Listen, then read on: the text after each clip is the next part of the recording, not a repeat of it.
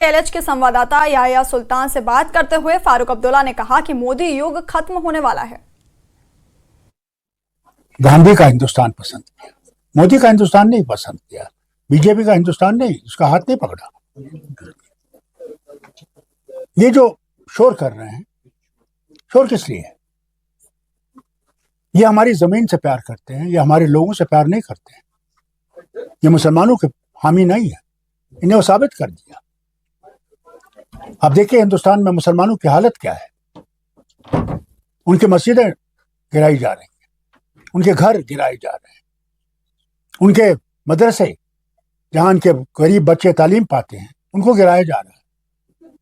अगर मुसलमान चल रहा है उसको पकड़ के उसकी दाढ़ी काट देते हैं, अगर वो खाना खा रहा है तो कहते हैं ये गाय का गोश्त खा रहा है, और उसको उसी वक्त मार डालते हैं। इनका मकसद है कि वो हिंदुस्तान में सिर्फ एक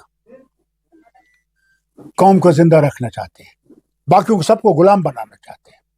आप रोज देखिए वजीर आजम का बयान मुसलमानों के खिलाफ है।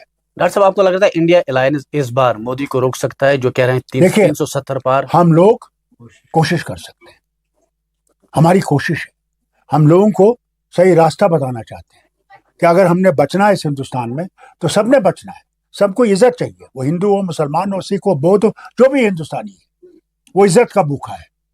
वो देखना चाहता है हमारा मुल्क आगे बढ़े, हमारी जो बेकारी है वो आसमान को छू रही है, उससे नजात मिले। हमारी महंगाई जो है वो आसमान को छू रही है कि उससे में नजात मिले। क्या मोदी साहब उसके बारे में कुछ बात करते हैं? क्या कभी कहा उसने? सिर्फ नारे मारते रहते हैं।